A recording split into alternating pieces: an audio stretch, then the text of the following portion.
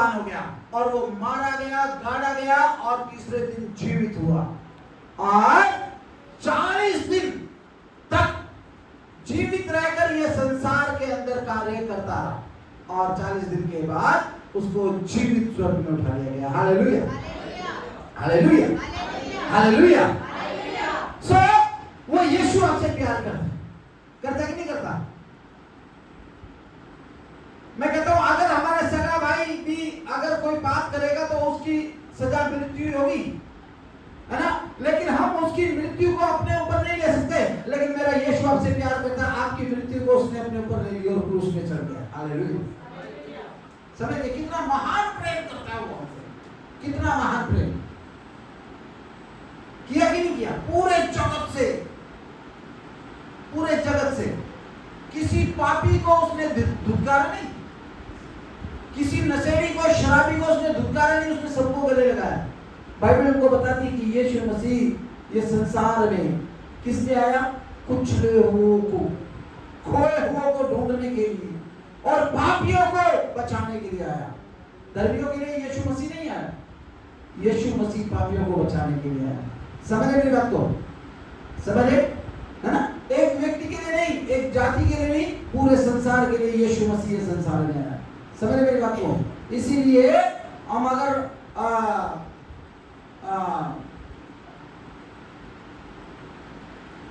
गुरु ग्रंथ साहब में भी देखते हैं तो वहां पर स्पष्ट रूप से लिखा है ना?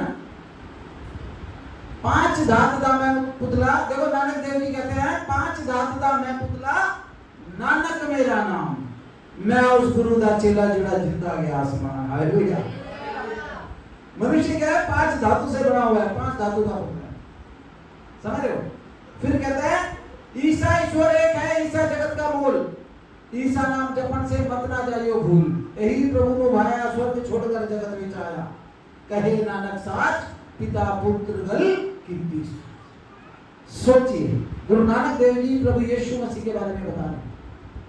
समझिए, तो वो महान परमेश्वर है, वो आपसे प्यार करता है। हालेलुया, है ना? आज बाइबल से मैं आपको कुछ बताना चाहता हूँ, जल्दी से निकालेंगे। मत्ती का सुसमाचार 11वां अध्याय और उसका 28वां पद, कोई भी पढ़े।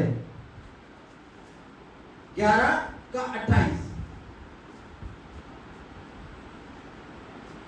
ये सब परिश्रम करने वालों और बोझ से दबे हुए लोगों, मेरे पास आओ, मैं तुम्हें विश्राम दूंगा। आगे, मेरा जुआ अपने ऊपर उठा लो और मुझसे सीखो, क्योंकि मैं नम्र और मन में दीन हूँ, और तुम अपने मन में विश्राम पाओगे। आमीन, हालेलुया। कह रहा है सब परिश्रम करने वालों और बोझ से दबे हुए लोगों, मेरे पास आओ। कौन कह रहा है?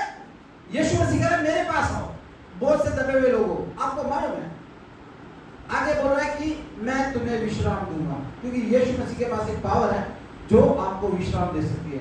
आपके ऊपर कितना भारी बोझ क्यों ना हो, कोई भी प्रॉब्लम क्यों ना हो, लेकिन मेरा यीशु आपको कह रहा है आई will give you rest. Hallelujah, मैं तुम्हें विश्राम दूंगा। समझ रहे? आज हम देखते हैं कि हमारे जीवन में अगर थोड़ी भी प्रॉब्लम होगी, हमारे रिश्तेदार सबसे पहले हमको छोड़कर जाते हैं। हालेलुया। हमारे अपने जो कहते हैं ना, हम आपके लिए जान दे देंगे, हम ये कर देंगे, हम प्राण, हमारे सांस जब तक खत्म नहीं होती तब तक मैं आपके साथ रहूंगा, लेकिन जब आपके ऊपर प्रॉब्लम आएगी सबसे पहले आपके अपने दूर हो जाएंगे। समझ रहे? सबसे पहले। लेकिन यहां पर यीशु मसीह कह रहा है आई will give you rest. Hallelujah, मैं तुमको क्या करूंगा? मैं तुमको विश्राम दूंगा। कोई कह सकता है? कोई कह सकता है? किसी में पावर ही नहीं है।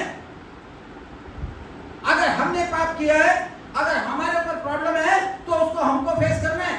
हमारा भाई उसको फेस नहीं करेगा, हमारे भाई के बच्चे उसको फेस नहीं करेंगे, हमारे रिश्तेदार उसको फेस नहीं करेंगे, लेकिन जो प्रॉब्लम हमारे साथ है उसको हमको ही फेस करना पड़ेगा। लेकिन यहाँ पर यीशु मसीह कहता है हे सब बोझ से दबे हुए और परिश्रम करने वाले लोगों, मेरे पास आओ और मैं तुमको क्या दूंगा? मैं तुम्हें विश्राम दूंगा। और कहता है मेरा जुआ उठा लो, है ना?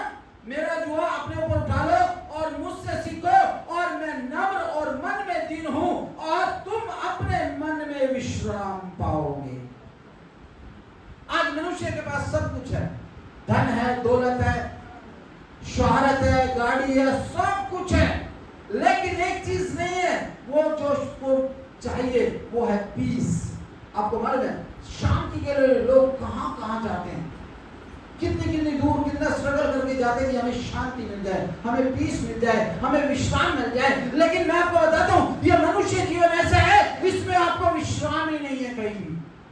एक के बाद एक काम आ जाएगा, एक के बाद एक प्रॉब्लम आ जाएगी, एक के बाद एक जिम्मेदारी आ जाएगी, लेकिन आपको विश्राम नहीं मिलेगा। मैं कहता हूं मेरा यीशु मसीह कहता है आई विल गिव यू रेस्ट, है ना, मैं तुमको विश्राम दूंगा। केवल यीशु मसीह व्यक्ति ऐसा है जो आपको विश्राम दे सकता है ना। हम यहाँ पर देखते हैं एक जन्म का कोढ़ से भरा हुआ व्यक्ति, है ना, एक कोढ़ी व्यक्ति, और यीशु मसीह उस नगर से जा रहे हैं और वो जन्म से कोढ़ी व्यक्ति था। कैसा व्यक्ति था? जन्म से कोढ़ से भरा हुआ व्यक्ति, जिसको लोग अपने पास बिठाना पसंद नहीं करते, जिसकी परछाई के पास से भी लोग आना पसंद नहीं करते, ऐसा व्यक्ति, और यीशु मसीह उस नगर से जा रहे हैं और वो व्यक्ति वहां बैठकर चिल्ला रहे हैं, हे प्रभु, हे दाऊद की संतान, मुझ पर अनुग्रह कर, मुझ पर दया कर। मेरा यीशु तरस से भर गया। हालेलुया। उसके चेहरे उसको धुनकार रहे हैं, लोग उसको धुनकार रहे हैं, लोग उसको कह रहे हैं प्रभु ये तो कोढ़ से भरा हुआ है, तो तेरा हाथ भी कोढ़ी हो जाएगा, लेकिन मेरा यीशु तरस से भर गया। हालेलुया। और उसने उससे पूछा तू क्या चाहता है कि मैं तेरे लिए करूं? क्या बोला? तू क्या चाहता है कि मैं तेरे लिए करूं? है ना। उसने बोला प्रभु मैं चंगा होगा, है ना। उसने क्या बोला? मैं चंगा हूं। यीशु मसीह ने बाइबल बताती है उसके घावों को छुआ। देखो कितना महान परमेश्वर है। आपने देखा होगा ये कोरोना टाइम में अपने सबसे पहले अपने को दूर कर दिया, इवन डेड बॉडी भी नहीं देने दी, और ना डेड बॉडी वालों के पास आने दिया। कितना भयंकर मंजर था वो, देखा था। अपना अगर बाप मर गया तो बेटा उसके पास तक नहीं जा पा रहा है, लेकिन मैं आपको बता रहा हूं कोढ़ से भरा हुआ व्यक्ति है, और यीशु मसीह उसके पास गया और उसके घावों को पूछा। समझ रहे कितना महान परमेश्वर है? कर सकते हैं, कर सकते हैं। बड़ा मुश्किल है, बहुत मुश्किल। हमको पता लग जाता ना किसी को कैंसर है, किसी को टीबी है, सबसे पहले उसके बर्तन अलग करते हैं। समझ मेरी बात को ध्यान से सुना। क्या करते हैं? सबसे पहले उसके बर्तन अलग करते हैं, क्योंकि कहीं ये बीमारी हमें ना लग जाए। Hallelujah, hallelujah. करते कि नहीं करते? सबसे पहले उसके बर्तन अलग करते हैं, फिर धीरे धीरे उसका बिस्तर भी अलग कर देते हैं, धीरे धीरे उसका कमरा भी अलग कर देते हैं, क्योंकि वो बीमार आदमी है कि उसकी छूत की बीमारी हमें ना लग जाए। लेकिन मैं आपको बताना चाहता हूँ मेरा यीशु मसीह आपसे प्यार करता है। हालेलुया। मेरा यीशु मसीह आपसे प्यार करता है, क्योंकि उसने आपके लिए, मेरे लिए अपने क्रूस में और अपने लहू को बहाया, अपने प्राण को दिया है, because he loves you. Hallelujah. क्योंकि वो आपसे प्रेम करता है। और यीशु मसीह आया और उस कोढ़ी व्यक्ति के पास बैठ गया और अपने हाथों से उसके घावों को साफ किया, और उसने कहा कि मैं चाहता हूं कि तू चंगा हो जाए। क्या बोला? मैं चाहता हूं कि तू चंगा हो जाए। और बाइबल में बताती है कि वो तुरंत चंगा हो। ऐसा महान परमेश्वर है हमारा, ऐसा महान परमेश्वर आपसे प्रेम करता है। मैं कहता हूँ बाइबल बताती है कि एक माता, एक दूध पिलाने वाली माता हमको भूल सकती है, लेकिन मेरा यीशु हमें कभी नहीं भूलेगा। हालेलुया, है ना। जल्दी से निकाले यहोशू की किताब 1 अध्याय और उसका 5वां पद।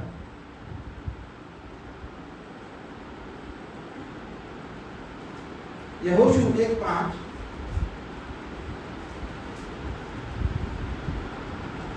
तेरे जीवन भर कोई तेरे सामने ठहर ना सकेगा। सुने, देखिए ये परमेश्वर का वायदे हैं, ये उसकी कमिटमेंट है अपने लोगों के साथ। हाँ, तेरे जीवन भर कोई तेरे सामने ठहर ना सकेगा। हाँ, जैसे मैं मूसा के संग रहा, हाँ, वैसे ही तेरे संग भी रहूंगा। हाँ, और ना तो मैं तुझे धोखा दूंगा। हाँ, ना मैं तुझे धोखा दूंगा। देखिए मनुष्य परमेश्वर को धोखा देता है, इंसान भगवान को धोखा देता है, और हर एक चीजों में धोखा देता है, बात बात पर धोखा देता है। लेकिन प्रभु यीशु मसीह कह रहे कि जीवन भर मैं तेरे साथ रहूंगा और मैं तुझे कभी मनुष्य परमेश्वर को डिनाई कर सकता है, लेकिन परमेश्वर मनुष्य को डिनाई नहीं करता। हालेलुया। थोड़ी प्रॉब्लम आ जाए, थोड़ी घर में समस्या आ जाए, एक हमारे घर में बीमारी आ जाए, एक बड़ी बीमारी आ जाए, तो हम कहेंगे प्रभु तू पहले ये कर, फिर मैं तेरा नाम लूं। ऐसे होता कि नहीं होता? प्रभु को हम उस पैमाने में नापने लग जाते हैं जिससे वो हमें कभी नहीं नापता। प्रभु के साथ हम एक वाचा बांधते हैं, प्रभु के साथ एक हम सौदा करना शुरू कर देते हैं। प्रभु पहले मेरा भाई, मेरा बच्चा ठीक हो जाए, उसके बाद मैं तेरे घर पे आऊंगा या आऊंगी। बोलते कि नहीं बोलते हैं? लेकिन वो कह रहा कि मैं तुझे धोखा नहीं दूंगा, कभी नहीं, कभी भी लिखा होगा और ना नहीं, मैं तुझे हाँ, और ना तुझको छोड़ूंगा। कभी कभी लिखा है, कभी होगा, ढूंढो फिर दोबारा से पढ़। और तेरे जीवन भर कोई तेरे सामने ठहर न देखिए उन लोगों के लिए जो यीशु मसीह से प्यार करते हैं बराबर का, यीशु मसीह तो प्यार करता है, वो सच्ची बात है, because he is love. Bible में लिखा गॉड इज लव, परमेश्वर प्रेम है, इसलिए उसका काम है मानव जाति के साथ प्रेम करना, पापियों के साथ प्रेम करना। लेकिन जो यीशु मसीह से प्रेम करते हैं उनके लिए वो क्या बोल रहा है? हाँ, जैसे मैं मूसा के तेरे जीवन भर तेरे सामने कोई टिक नहीं पाएगा, और जैसा मैं मूसा के साथ रहा वैसा ही तेरे साथ रहूंगा, और ना तो मैं तुझे धोखा दूंगा, ना तो मैं तुझे धोखा दूंगा, और ना तुझको छोड़ूंगा, ना तुझे छोड़ूंगा। हम छोड़ जाते हैं, हम छोड़ जाते कि नहीं छोड़ जाते? फॉर एग्जाम्पल कई बार मेरा फोन साथ छोड़ जाता, छोड़ता कि नहीं छोड़ता? छोड़ता कि नहीं? कई बारी 1% बैटरी रह जाती है, रहती कि नहीं प्रधान जी? कई बारी फोन में 1% बैटरी रह जाती है ना? और हमें बहुत ज्यादा जरूरत होती है, और हमें उस समय उस चीज की बहुत आवश्यकता है कि हमें फोन बहुत ज्यादा जरूरी है। आज आपको पता है एक यंत्र है जिसके बगैर हम 1 मिनट नहीं रह सकते, वो यंत्र है फोन। रह सकते हैं? अपने बच्चे के बगैर रह लेंगे 2 घंटे, पूरे दिन रह लेंगे, लेकिन एक यंत्र है जिसके बगैर 1 मिनट, मैं कहता हूं वो ऐसा देवता है, उसको देखकर सुबह गुड मॉर्निंग होती है। हालेलुया। होती कि नहीं होती? आंख खुले सबसे पहले फोन, जब तक सो ना ले तब तक फोन, है कि नहीं? वैसे नहीं, लेकिन परमेश्वर आपसे प्रेम करता है, वो सच्ची में आपको छोड़ेगा नहीं, कभी धोखा नहीं देगा, सब कुछ छोड़ देगा आपको। इवन एक समय आता है जब हमारे बच्चे भी हमारा साथ छोड़ देते हैं, एक समय आता है जब हमारा पति भी हमारे साथ छोड़ देता है, एक समय आता है जब हमारी पत्नी भी हमारे साथ छोड़ देती है ना? हम अय्यूब के जीवन को देखें तो उसकी पत्नी ने भी उसका साथ छोड़ दिया और उसको कहा, हे तेरे परमेश्वर पर तेरे को इतना भरोसा है, तेरे को कोड़ी कर दिया, तेरे अंदर जख्म हो गए, अब क्या कर, अपने भगवान को कोस और मर जा। लेकिन अय्यूब ने ऐसा नहीं, अय्यूब ने क्या ऐसा जिसने दुख दिया है वो सुख को नहीं देता है ना?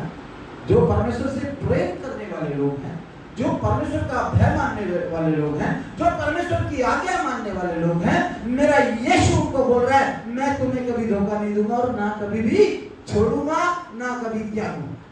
इसीलिए कहाँ जाओ? Come to me, I will give you rest. कहाँ जाओ? मेरे पास आ जाओ, मैं तुम्हें विश्राम दूंगा। कितना महान परमेश्वर है, वो आपसे प्यार है, उसके प्यार को हमें समझना बहुत ज्यादा जरूरी है। आज मनुष्य परमेश्वर के प्रेम को नहीं समझता। प्रेम भी अलग अलग तरह की, एक ऐसा प्रेम है उसको बिना के समझ जाता है आपको से, एक ऐसा प्रेम है मां जितना मर्जी दिखाती रहे उसके प्रेम को समझता नहीं है बच्चा। माँ बाप जो मर्जी समझाए उनको वो दिल चीर के नहीं दिखा सकते, लेकिन बच्चे उस प्रेम को समझ ही नहीं पाते। और एक प्रेम जो परमेश्वर के साथ है उस प्रेम को भी मनुष्य समझ नहीं पाता और ना उसके समर्पण को समझ पाता है ना? जो परमेश्वर ने आपके लिए किया है, अपने खून के एक एक कतरा आपके लिए बहा दिया है, उस प्रेम को भी मनुष्य समझ नहीं पाता। मैं आपको एक स्टोरी सुना। 2 भाई थे कहीं पर, कौन थे? 2 भाई, और एक भाई डाकू था और एक भाई वकील था। समझ रहे मेरी बात को? एक कौन था और एक था वकील। और क्या हो गया, ये जो डाकू था इसका काम था डाके मारना, चोरी करना, क्योंकि ये जानता था कि मेरा भाई कौन है। और जब जब इस पर जो भी केस होता था तो ये वकील साहब उसकी लड़ाई लड़ते थे और अपने भाई को जमानत करवा के ले आते थे। ऐसे ही सिलसिला चलता रहा। एक दिन ये जो वकील था ये जज बन गया और जो डाकू था वो महाडाकू बन गया। ठीक, पहले वो छोटी छोटी जगहों में डाके मारता था, अब उसने बड़े बड़े जो स्टेटों में डाके मारने शुरू कर दिए। और एक दिन क्या हो गया, ये डाका मारते मारते उसके हाथों से कत्ल भी हो गया। ठीक, अब कत्ल भी हो गया। मैं आपको बता दूं कि ये दोनों भाई ट्विंस थे, जुड़वा। ठीक है, क्या हो गया, उसके हाथ से जब कत्ल हो गया तो ये भाई को पुलिस ने पकड़कर जेल में डाल दिया। डाकू जो उसको जेल में डाल दिया। अब ये जो जज था इसने बहुत कोशिशें की लेकिन उसकी जमानत वो नहीं करवा पाया। समझ रहे हैं आपको? उसकी जमानत नहीं करवा पाया और अंत में वो एक दिन उसके पास आकर बोला कि भाई ऐसा कर, जो तुझे फांसी की सजा है ना वो मैं ले लूंगा। सोचिए, कोई कर सकता है? आज तो अगर चालान हो जाए ना तो चालान भी कहते नहीं मेरी तू भरिया अपने नाम से, राजकुमार तेरा क्यों भरेगा। समझ रहे हैं? ये जज बोल रहा है क्योंकि वो अपने भाई से बहुत प्यार करता था, उसको सारी बदियों से वो बचाता था। कह रहा कि तेरे गुनाहों को मैं ले लूंगा, तेरी फांसी को मैं ले लूंगा और तू क्या कर, तू आजाद हो जा, तू बाहर जा। वो दोनों भाई रोने आपस में कि नहीं। लेकिन जज तरस से भरा हुआ था, उसने बोला नहीं, मैं नहीं चाहता कि मेरे सामने तुझको फांसी हो। और उसने क्या किया, अपने कपड़े अपने भाई को पहनाकर उसको जेल से बाहर कर दिया और खुद जेल के अंदर चला गया। और अगले दिन वो डाकू की जगह उस जज को फांसी दी। सोचिए कितना महान प्रेम दिखाया। समझ, जब हम डाकू थे, जब हम पापी थे, जब हम सिनर थे, जब हमारे अंदर से बदबू आती थी, उस समय यीशु मसीह संसार में आया, हमारे और आपके पापों को लेकर क्रूस में चढ़ गया क्योंकि वो जगत से प्रेम करता है। बाइबल कहता है कि परमेश्वर ने मनुष्य को अपने स्वरूप अपनी समानता में बनाया, जैसा वो खुद है वैसा ही उसने हमको और आपको बनाया। समझ रहे? इसीलिए वो आपसे प्यार करते हैं। हम अपने हाथ से कोई वस्तु बनाते हैं उससे प्रेम करते कि नहीं करते? हम अपने बच्चों को प्यार क्यों करते हैं? क्योंकि वो हमारे द्वारा उत्पन्न है ना। अब कभी देखना, छोटे बच्चे कभी आर्ट बनाते हैं ना, ड्राइंग बनाते हैं, वो बनाकर उसको दीवार में रखेंगे, अलग अलग चीजें, मम्मी वो उसको टच नहीं करने देंगे क्योंकि उन्होंने बनाया, वो उससे प्यार करते हैं। वैसे ही मेरे परमेश्वर ने आपको मेरे को बनाया और आपसे प्रेम करता है। हालेलुया। क्या आप उससे प्रेम करते हैं?